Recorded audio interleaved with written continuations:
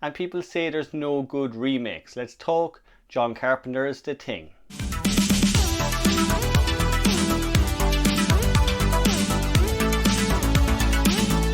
Hey there guys, and welcome back to Dino Review. So we are in day 13 of our 31 days of Halloween, and today we are looking at The Thing. So The Thing is a 1982 American science fiction horror film directed by John Carpenter and is written by Bill Lancaster.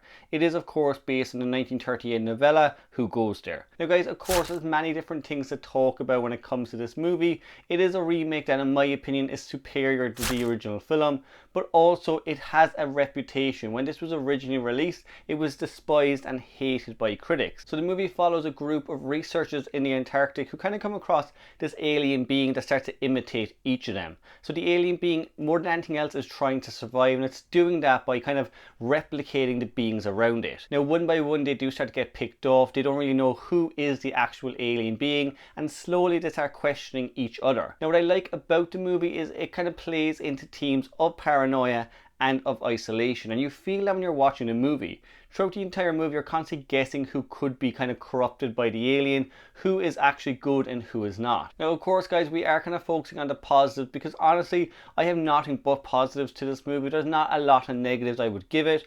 We are of course though going to start with the biggest positive of the entire movie, and that is the practical effects. So the practical effects and the makeup are probably the biggest thing people know about this movie. When the film was originally released, it was kind of hated and despised at the time. It didn't do well at the box office, especially with E.T. coming out that same year.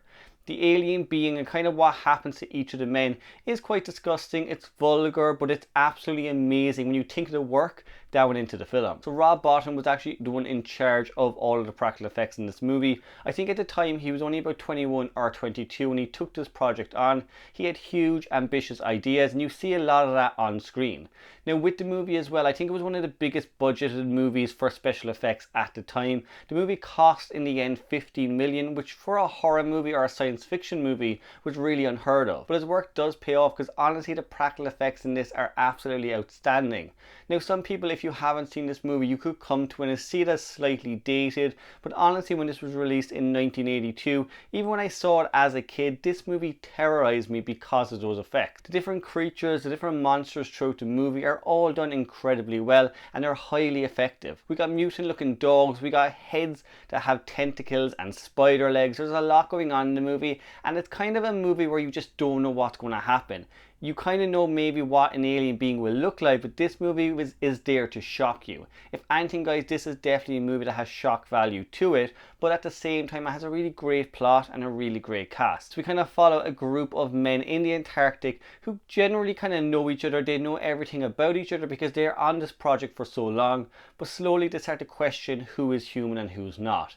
And I like that. I like that kind of paranoia, because even watching the movie itself, you start questioning everybody. You wonder kind of where people have gone to for a certain amount of time, why they're acting a certain way, and the movie kind of brings that paranoia out onto the audience. And I think when the movie was released at the time, maybe people just weren't ready for that. They wanted a nice happy alien like E.T. and they weren't ready for something so severe. Where the movie is based in the Antarctic, it does give the overall film a sense of isolation that you don't get with a lot of other movies.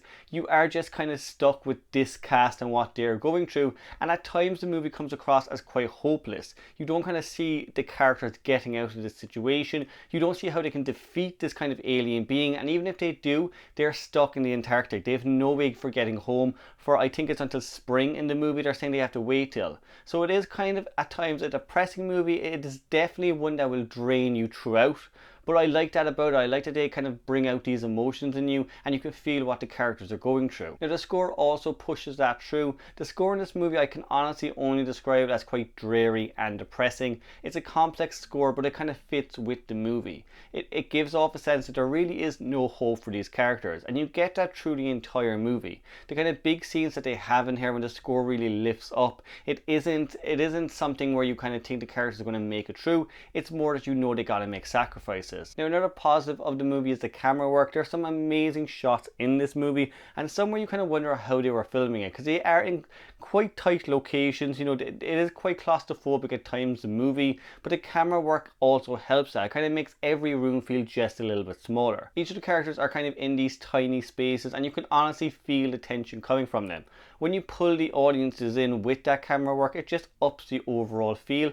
to the film. Finally guys, my last positive is the cast in the movie. So they are kind of this paranoid group of characters that really don't know what's going to happen. You do feel for them as you're watching the movie. You kind of feel like you're right there with them, and each of them give a great performance. They all kind of react to what's happening with the thing in different ways, but no matter what, you kind of relate to all of the characters. Some want to run, some want to kind of stop the thing from actually spreading, and some just want to kind of make it through the night. So Kurt Russell is of course the kind of main star of the movie. He, for me, I've seen him in a couple of movies, but this, for me anyway, is by far my favourite movie that he's in. And his character's actions definitely move the movie on at a really good pace, but at the same time you always kind of question if he is actually legit, if he's human himself. So overall guys, this movie has so much going for it. As I said, when it was originally released, it didn't get the love it deserved, but over the years it's been regarded as one of the best science fiction horror movies of all time. If you haven't already guys, I highly recommend checking this one out. It is downright horror and it is terrifying, but what makes it worth it